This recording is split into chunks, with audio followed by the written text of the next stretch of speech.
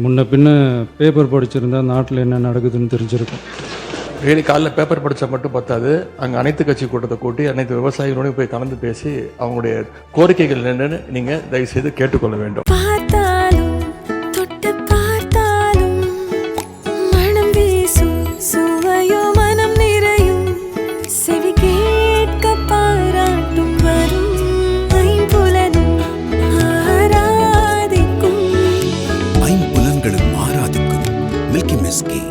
மாண்புமிகு பேரவைத் தலைவர் அவர்களே, இன்றைக்கு தமிழ்நாடு விவசாயிகளுடைய வேதனைக்கு இந்த அரசு ஒரு சரியான தீர்வை காண வேண்டும்னு இந்த ஒத்திவைப்பு தீர்மானத்தை நாங்கள் இங்கே கொடுத்துருக்குறோம்.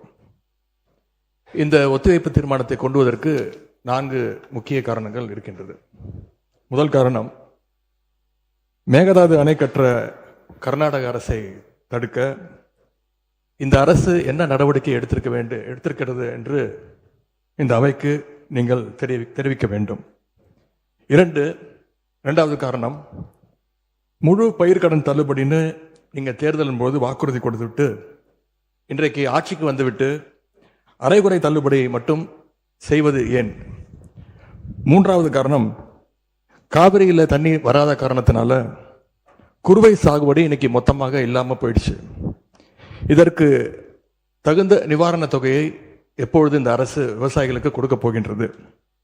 நான்காவது காரணம், டெல்டா மாவட்டங்களை வறட்சி பாதிக்கப்பட்ட மாவட்டங்களாக அறிவித்து அங்கே இருக்கக்கூடிய விவசாயிகளுக்கு உரிய நிவாரணத்தை இந்த அரசு கொடுக்க வேண்டும். முதல்ல மேகதாது பிரச்சனையில் இருந்து என்னுடைய உரையை நான் துவங்குகின்றேன். தாவேக அரசு அமைஞ்சதிலிருந்து மேகதாது அணை கட்டுறதில் இதுவரை காட்டாத ஒரு வேகத்தையும் தீவிரத்தையும் இன்றைக்கு கர்நாடக அரசு காட்டி வருகின்றது. மேகதாது விஷயத்தில் ஒரு முறை மட்டும் பிரதமர்கிட்ட நம்முடைய முதலமைச்சர் அவர்கள் கோரிக்கை வச்சார். அடுத்து மேகதாது பிரச்சனையில இருந்து இந்த பேரவையில் ஜூன் 19 அன்னைக்கு இந்த அரசு ஒரு தீர்மானத்தையும் கொண்டு வந்தது. ஆனால் அந்த தீர்மானம் மட்டும் நிறைவேற்றினா போதாது, அனைத்து கட்சி தலைவர்களோடு சேர்ந்து டெல்லிக்கு செல்ல வேண்டும் என்று எங்களுடைய கழக தலைவர்கள் சொன்ன ஆலோசனையும் நான் இந்த அவையிலே பதிய வைத்திருக்கின்றேன். அப்பொழுதுதான் நாம் அனைவரும் இந்த விஷயத்தில் ஒற்றுமையாக இருக்கிறோம் என்பதையும் நாம் அவர்களுக்கு சொல்ல முடியும். இந்த இடைப்பட்ட காலத்தில் நாங்கள் சொன்னதையும் இந்த அரசு செய்யவில்லை. அனைத்து கட்சி கூட்டத்தை கூட்டணும்னு தொடர்ந்து வலியுறுத்தி கேட்டுக்கொண்டு வருகின்றோம். திராவிட முன்னேற்ற கழகம் மட்டுமல்ல, தமிழ்நாட்டில் இருக்கக்கூடிய அனைத்து கட்சியும் இந்த அனைத்து கட்சி கூட்டத்தை கூட்ட வேண்டும் என்று தொடர்ந்து வலியுறுத்தி வருகின்றார்கள். ஏன் கேட்டுக்கிறோம்னா, கர்நாடக முதலமைச்சரும் அந்த அரசும் மேகதாது விஷயத்தில் மிகவும் தீவிரமாக செயல்பட்டு வருகின்றார்கள். ஜூன் 11 ஒன்றிய நிதியமைச்சர் திருமதி நிர்மலா சீதாராமனை கர்நாடக முதலமைச்சர் அவர்கள் நேரில் பார்த்து மேகதாது அணை கட்டுவதற்கு நிதியுதவி வேண்டும் என்று கோரிக்கை வச்சிருக்கிறார். ஜூன் 12 ஒன்றிய ஜல்சக்தி துறை அமைச்சர் திரு CR பட்டீல் அவர்களை நேரில் பார்த்து மேகதாது திட்டத்திற்கு நீங்கள் ஒப்புதல் அளிக்க வேண்டும் என்று கோரிக்கை வச்சிருக்கிறார். ஜூலை 27 அன்னைக்கு நாடாளுமன்றத்தில் ஒன்றிய ஜல்சக்தி துறை அமைச்சர் இணையமைச்சர் மேகதாதுல அணை கட்ட தமிழ்நாடு, புதுச்சேரி மாதிரியான கீழ்ப்படுகை மாநிலங்கள், அதாவது லோவர் ரிப்பேரியன் ஸ்டேட்ஸ், அதனுடைய அனுமதி தேவையில்லை என்று கூறியிருக்கிறார். அதே நாள் ஜூலை 27 டெல்லியில் கர்நாடகத்தைச் சேர்ந்த அனைத்து கட்சி எம்பிக்கள் கூட்டத்தை கர்நாடக முதலமைச்சர் அவர்கள் நடத்தியிருக்கிறார். கர்நாடக அமைச்சர் திரு ராமலிங்க ரெட்டி, கர்நாடக அரசுடைய டெல்லி பிரதிநிதி, கர்நாடக அரசுடைய தலைமை வழக்கறிஞர், மூத்த அதிகாரிகள் எல்லாரும் கூட சேர்ந்து மேகதாது சம்பந்தமாக அந்த மாநில முதலமைச்சர் ஆய்வுக் கூட்டத்தையும் நடத்தியிருக்கிறார். எல்லாத்துக்கும் மேல ஆகஸ்ட் 2 பெங்களூர்ல அனைத்து கட்சி கூட்டத்தை கூட்டுறோம்னு கர்நாடக முதலமைச்சர் அனைத்து கட்சிக்கும் அழைப்பும் விடுத்திருக்கிறார். திரு சீதாராமையா, திரு பசவராஜ் பொம்மையா, திரு எடியூரப்பா, திரு குமாரசாமி, திரு வீரப்ப மொய்லி என 5 முன்னாள் முதலமைச்சர்கள் உட்பட அந்த முக்கியமான கூட்டத்தில் முக்கியமான தலைவர்கள் அனைவரும் அந்த கூட்டத்தில் கலந்து கொண்டிருக்கிறாங்க. கர்நாடக முதலமைச்சர் அந்த கூட்டத்தில் ஊடகங்களை சந்தித்து பேட்டியும் தெளிவாக கொடுத்திருக்கிறார். இப்படி அவங்க ஸ்டெப் பை ஸ்டெப்பாக ஒரு மாசத்துல பல நடவடிக்கைகளை தொடர்ந்து எடுத்துக்கிட்டு வராங்க. மாநில நலன் அப்படின்னு வந்தா அவங்க எப்படி அரசியல் வேறுபாடுகள் எல்லாம் பார்க்காம கடந்து மறந்து ஓரணியில் நிற்கிறாங்களோ அதே போல நாமளும் நம்முடைய ஒற்றுமையை கர்நாடக அரசுக்கும் ஒன்றிய அரசும் காட்ட வேண்டும் அப்படின்னு தான் நாங்கள் அனைத்து கட்சி கூட்டத்தை தொடர்ந்து கூட்ட வேண்டும் என்று எங்களுடைய கோரிக்கையை வச்சிருக்கிறோம். விவசாயிகள் மேல அக்கறை உள்ள ஒரு அரசு இதையெல்லாம் கேட்காமல தானாகவே செய்ய வேண்டும். மாண்புமிகு சட்டமன்ற எதிர்க்கட்சி தலைவர் சிறப்பு கவன ஈர்ப்பு தீர்மானத்தில் தாங்கள் குறிப்பிட்டுள்ள அந்த செய்திகளை பற்றி மட்டும் நீங்கள் இங்கே பேச வேண்டும். விரிவாக விளக்கமாக பேசுவதற்கு மானிய கோரிக்கைகள்லாம் வருகிற போது நீங்கள் பேசிக்கொள்ளலாம். இப்போது உங்களுடைய கடிதத்தில் குறிப்பிட்டுள்ள எந்த விதியின் கீழ் நீங்கள் கொடுத்தீர்களோ அதை நான் மாற்றி சிறப்பு கவன ஈர்ப்பு தீர்மானமாக எடுத்துக்கொண்டிருக்கிறேன். சுருக்கமாக நீங்கள் கடிதத்தில் சொல்லியுள்ள அந்த பிரச்சனையை மட்டும் நீங்கள் பேசும்படி கேட்டுக்கொள்கிறேன். ஏன் அனைத்து கட்சி கூட்டத்தை கூட்ட மறுக்கிறீர்கள் என்பதுதான் சிம்பிளாக நான் கேட்கக்கூடிய கேள்வி. நாம தொடர்ந்து அழுத்தம் கொடுத்த பிறகு இப்பொழுது ஜூலை 28ஆம் தேதி அன்னைக்கு பிரதமருக்கு 2வது கடிதத்தை நம்முடைய முதலமைச்சர்கள் எழுதியிருக்கிறார். எங்களுடைய தலைவர் முதலமைச்சராக இருந்தப்போ தமிழ்நாட்டுடைய பிரச்சனைகளுக்காக கடிதங்கள் எழுதினதை விமர்சித்து இப்போ இங்க இருக்கக்கூடிய முதலமைச்சர் அவர்கள் என்னென்ன பேசியிருக்கிறார் என்பதை இங்கே கொஞ்சம் ரீவைண்ட் செய்து நீங்கள் பார்க்க வேண்டும். முதலமைச்சர் பேச்சதான் இங்கே நான் அவை குறிப்பில் குறிப்பிட விரும்புகிறேன். அதை நீக்க மாட்டீங்க அப்படின்னு நான் நம்புறேன். ஸ்டாலின் அவர்கள் அப்பப்போ எந்திரிச்சு கடிதம் எழுதிட்டு தூங்க போயிடுவாரு, அவ்வளவுதான். அது அப்படியே கிடக்கும். மானே தேனே பொன்மானே இப்படி கடிதம் எழுதுறது எல்லாம் இனிமே வேலைக்கு ஆகாது. நான் திரும்ப ஏற்கனவே சொல்லிட்டேன். அப்புறம் நீங்கள் பேசியதை அவை குறிப்பில் நீக்க வேண்டியது வரும். நீங்கள் கொடுத்திருக்கிற விதியை நான் சிறப்பு கவன ஈர்ப்பு தீர்மானமாக எடுத்துக்கொண்டிருக்கிறேன். நீங்கள் கொடுத்து தான் பேச வேண்டும். அதெல்லாம் பேசுவதற்கு உங்களுக்கு மானிய கோரிக்கைகள் வருகிறது. மற்ற சமயத்தில் இப்போது அதை அனுமதிக்க இயலாது. கவன ஈர்ப்பில் விதிகளின்படி எந்த பொருள் குறித்து நீங்கள் கவன ஈர்ப்பு கொடுத்து சிறப்பு கவன ஈர்ப்பு கொடுத்திருக்கீங்க அதை குறித்து மட்டும்தான் பேச வேண்டும். மீதி விஷயங்களை பேசுவதற்கு நான் அனுமதிக்க மாட்டேன். தேவையற்ற சர்ச்சையும் எதை நோக்கி போக வேண்டும் என்று இந்த தமிழ்நாடு விரும்புகிறதோ அதை நோக்கி மட்டும் போங்கள். இங்கே இதை ஒரு பெரிய அரசியல் இருக்கு. இல்லை கேளு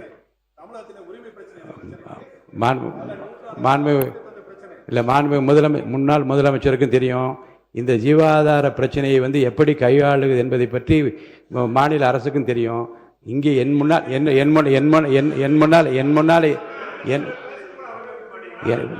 என் முன்னாலே இருப்பது விதிகளின்படி இந்த பேரவையை நடத்த வேண்டும் என்பதில் நான் அக்கறையாக இருக்கிறேன். விதிகளுக்குட்பட்டு அவர் அவசியம் என்று கருதி அந்த பிரச்சனையை எடுத்திருக்கிறேன்.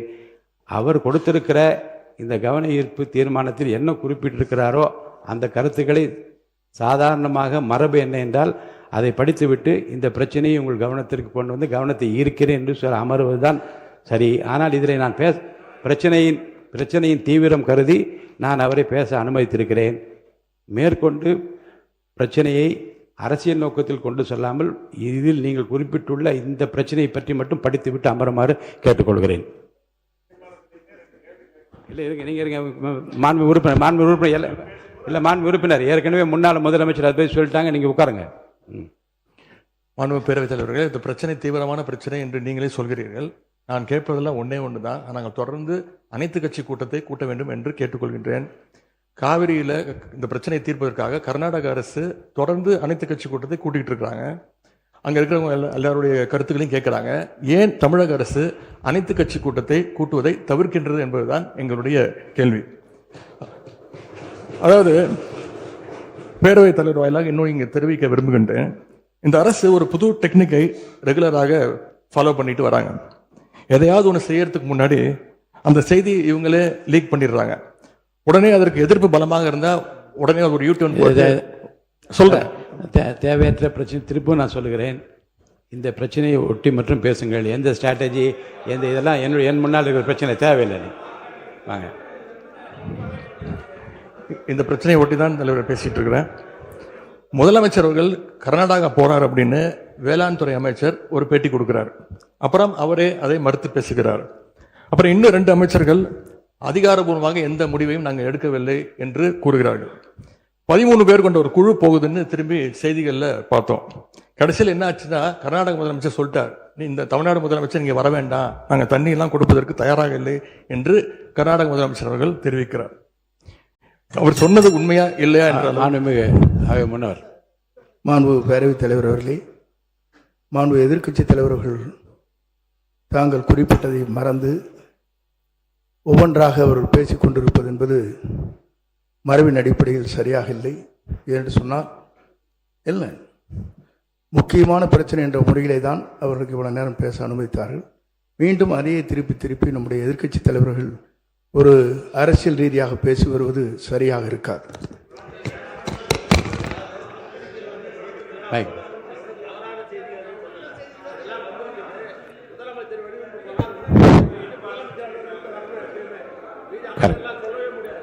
உட்கார்.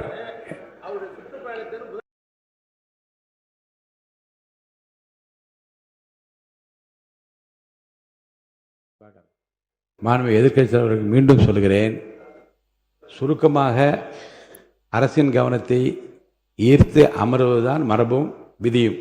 அந்த அடிப்படையில் உங்கள் பேச்சை நீங்கள் முடித்துக் கொள்ளுமாறு அன்போடு கேட்டுக்கொள்கிறேன்.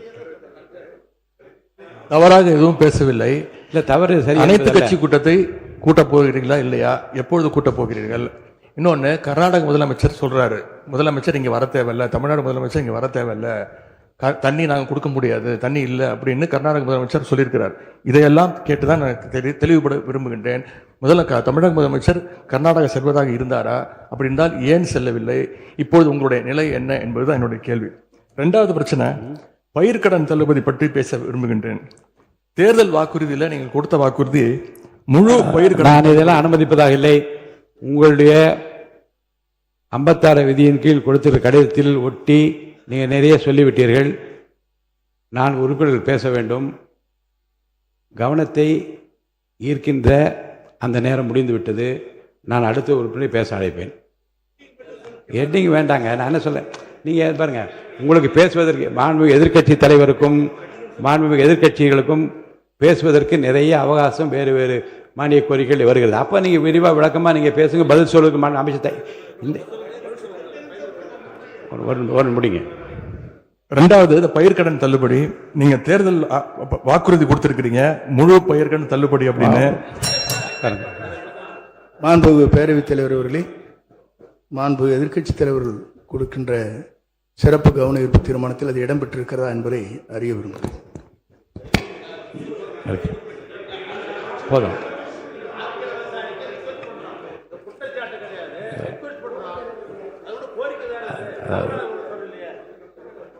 பாருங்க, கவனத்தை ஈர்க்கின்ற அந்த பிரச்சனை மாறி இது வேறு வேறு திசைகளிலே செல்லுமானால் எந்த பிரச்சனைக்காக இதை அனுமதித்தேனோ அந்த பிரச்சனை நிறைவேறாது. அருள் கூர்ந்து இதற்காக தான் நாங்கள் விவசாயிகள் போராடிட்டு இருக்கிறாங்க. நீங்க பயிர்க்கடன் தள்ளுபடி முழுமையாக கொடுப்போம்னு சொன்னீங்க, கொடுக்கல. இதையும் சேர்த்து தான் அங்க விவசாயிகள் இங்க போராட்டத்தில் ஈடுபட்டு இருக்கிறாங்க. எவ்வளவு டைம் தேவைப்படும் அப்படின்னு சொல்ல வேண்டும்.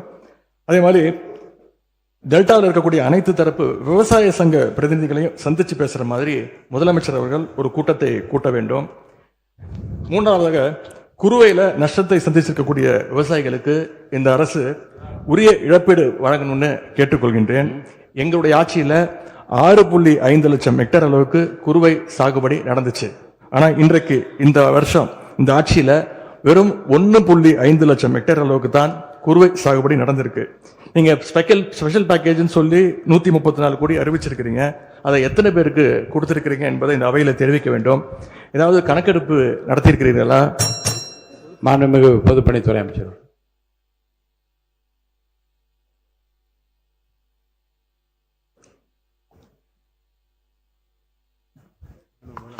மாண்புமிகு முதலமைச்சர் அவர்கள்.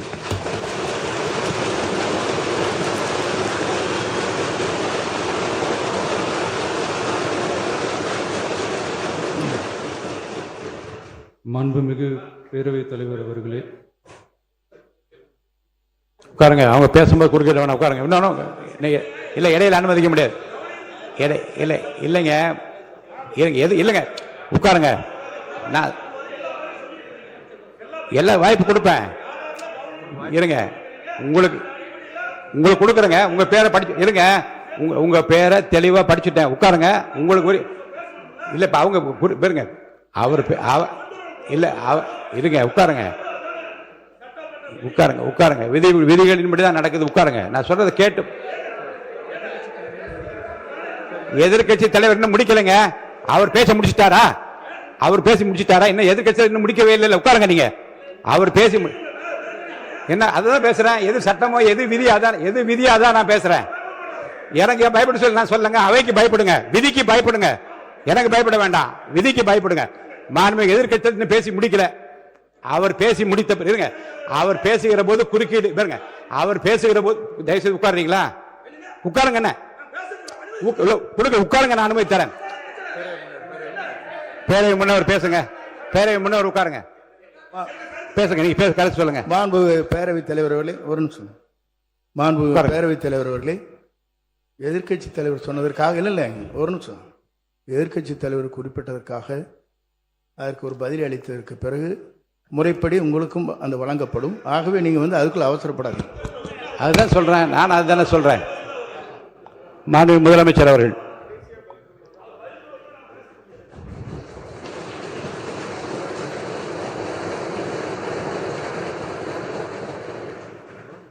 மாண்புமிகு பேரவைத் தலைவர் அவர்களே, காவிரி விவகாரத்தில் எதிர்கட்சி சில விவரங்களை கேட்டிருக்கிறாங்க. காவிரி நமக்கு உயிர் ஆதாரம், நம்மளோட உணர்வு ரீதியான ஒன்று. அதனால் அதை வச்சு அரசியல் பண்ணுற எண்ணம் துளி கூட நம்ம அரசுக்கு இல்லை.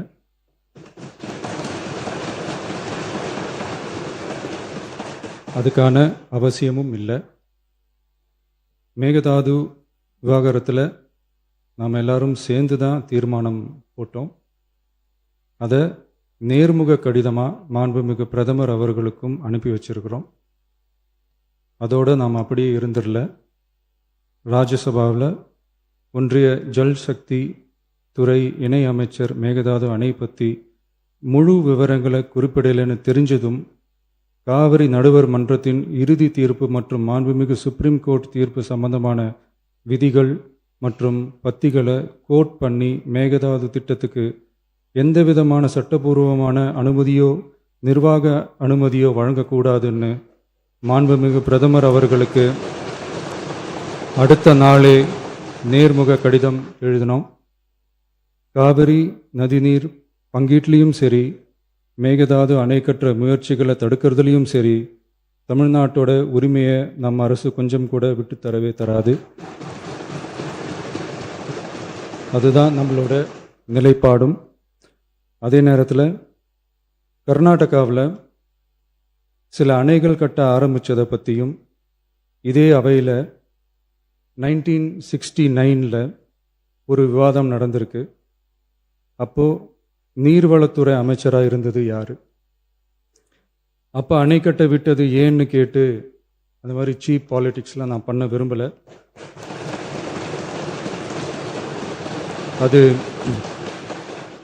அது நம்ம நோக்கமும் இல்லை. ஏன்னா காவிரி விவகாரத்தை ரொம்ப கவனமாக கையாளணும். எந்த கட்சி ஆளுகிறது, எந்த கட்சிக்கு பெருமை, யாருக்கு பெருமைன்னெலாம் பார்க்கக்கூடாது. இது தமிழக மக்களுடைய பிரச்சனை அப்படின்னு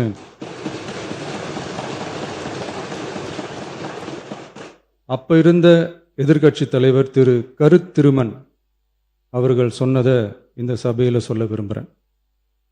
காவிரி பிரச்சனையில் சம்பந்தப்பட்ட 2 மாநிலங்களும் ஒன்றிய அரசும் உட்கார்ந்து முடிவெடுக்கணும்னு 1969 இந்த சபையில் பேசியிருக்கிறாங்க. அதுக்கப்புறம் நிலைமை வேறு மாதிரியெல்லாம் போயிடுச்சுன்னும் நம்ம எல்லாருக்குமே தெரிஞ்சது தான். சட்டப்படி இந்த பிரச்சனையை அணுகிறதுல நாம் உறுதியாக இருக்கிறோம், அதில் மாற்றமே இல்லை. இருந்தாலும் ஒரு அட்டெம்ப்ட் எடுத்து பார்க்கலாம்னு தோணுனது தான் அந்த பெங்களூர் விசிட். அப்படி ஒரு விசிட் பற்றி ஃபஸ்ட்டு யோசித்து கேட்டதும் நான் தான். நாம் பெங்களூர் போக நினச்சதை பற்றி பல ஒப்பீனியன்ஸ் வந்துச்சு. நாம் போக நினச்சதுக்கு காரணம், ஒருவேளை இந்த பிரச்சனை தீர்க்கறதுக்கான ஒரு பாசிட்டிவ் சைன் கிடைச்சா நல்லா இருக்குமேன்னு ஒரு எண்ணத்தில் தான். இன்றைய காலத்தில் பகை நாடுகளை பேசி தீர்க்க பார்க்குறாங்க, பக்கத்து மாநிலத்தோட பேசி பார்த்தா என்னன்னு நினச்சேன்.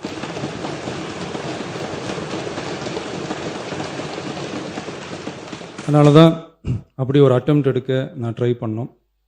ஒருவேளை அந்த அட்டெம்ப்டில் ஒரு அவமானம் நேர்ந்தால் என்ன செய்யன்னு சில பேர் கேட்டாங்க. அப்படி நடந்தால் தமிழ்நாட்டு மக்களுக்காக அதையும் தாங்க தயாராக தான் இருக்கேன்.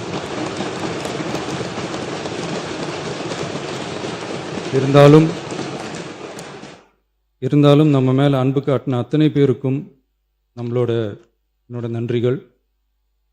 இந்த காவிரி விவகாரம் பற்றி மாண்புமிகு நீர்வளத்துறை அமைச்சர் அவர்கள் உரிய விளக்கம் அளிப்பார். அதே மாதிரி காவிரி பிரச்சனையால் பாதிக்கப்பட்ட விவசாயிகளுக்கான அந்த இன்சூரன்ஸ் ப்ரீமியம் அரசே கட்டுறதை பற்றி கேட்டிருந்தாங்க.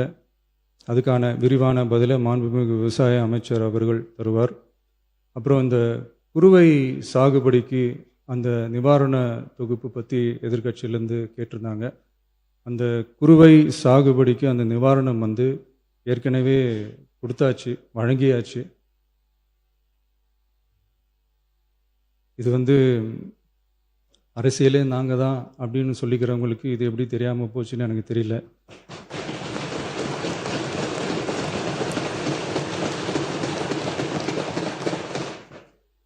முன்ன பின்ன பேப்பர் படிச்சிருந்தா நாட்டில் என்ன நடக்குதுன்னு தெரிஞ்சிருக்கும்.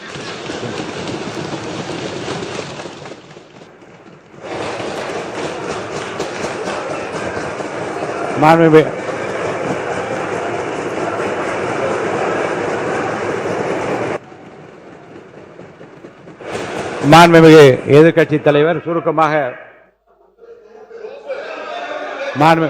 கொஞ்சம் அமைதியா இருங்க. மாண்புமிகு எதிர்க்கட்சி தலைவர் பேசுவதற்கு நீங்க அமைதியா இருங்க. நீங்களே இப்படி பிரச்சனை பண்ணா எப்படி? அமைதியா இருங்க, அவங்க பேசணும் சுருக்கமாக. பேரவைத் தலைவர் அவர்களே, ஸ்பெஷல் பேக்கேஜ்னா நீங்க கொடுத்தது 134 கோடி கொடுத்தீங்க. அது அனைத்து அரசுலையும் கொடுக்கறக்கூடிய ஸ்பெஷல் பேக்கேஜ் தான். இப்போ வறட்சி நிவாரண நிதி அவங்க கேட்குறாங்க. இது ரெண்டுத்துக்கும் வித்தியாசம் தெரிஞ்சுக்க வேண்டும். இது வெறும் டெய்லி காலைல பேப்பர் படித்தா மட்டும் பத்தாது. அங்கே அனைத்து கட்சி கூட்டத்தை கூட்டி அனைத்து விவசாயிகளோடையும் போய் கலந்து பேசி அவங்களுடைய கோரிக்கைகள் என்னன்னு நீங்கள் தயவுசெய்து கேட்டுக்கொள்ள வேண்டும். அதே மாதிரி முன்னவர் மாண்புமிகு இதெல்லாம் மன்னிக்கணும். மாண்புமிகு எதிர்க்கட்சி தலைவர்கள் இப்போது வறட்சி நிவாரணத்தை பற்றி சொன்னார்கள். செப்டம்பர் இறுதி வரையிலும் பார்த்துவிட்டு தான் வறட்சி நிவாரண பணிகளை ஆற்றுவது வழக்கம். அவை அதை குறிப்பிட விரும்புகிறேன். மாண்புமிகு எதிர்க்கட்சி தலைவர், பேரவைத் தலைவர்களே, பேச அனுமதிங்க. நீங்களே இப்படி பண்ணா எப்படி? மாண்புமிகு எதிர்க்கட்சி தலைவர் சுருக்கமா முடிச்சு. தலைவர்களே, நாங்கள் இன்னொன்று திரும்பி கேட்பதுதான், கர்நாடகாவில் அவங்க அனைத்து கட்சி கூட்டத்தை கூட்டி முன்னாள் முதலமைச்சர்லாம் வர சொல்லி அவங்களுடைய கோரிக்கைகள்லாம் கேட்டுக்கிட்டு இருக்காங்க, தொடர்ந்து கேட்டுட்டு இருக்காங்க. இந்த தாவேக அரசு ஏன் அனைத்து கட்சி கூட்டத்தை கூட்டுவதற்கு என்ன உங்களுக்கு பயம், என்ன உங்களுக்கு தயக்கம் என்பதை நான் கேட்டுக்கொள்ள விரும்புகின்றேன். அதே மாதிரி குறுவை பாதித்த சம்பவம் இன்னைக்கு கேள்விக்குறியாக நிலையில விவசாயிகளுடைய தொடர் கோரிக்கை டெல்டா மாவட்டங்களை வறட்சி பாதித்த மாவட்டங்களாக அறிவித்து அதற்கான உரிய நிவாரணங்களை அவங்க தொடர்ந்து கேட்டுட்டு இருக்கிறாங்க. எனவே அதையும் இந்த அரசு செய்ய வேண்டும் என்று கேட்டுக்கொள்கின்றேன்.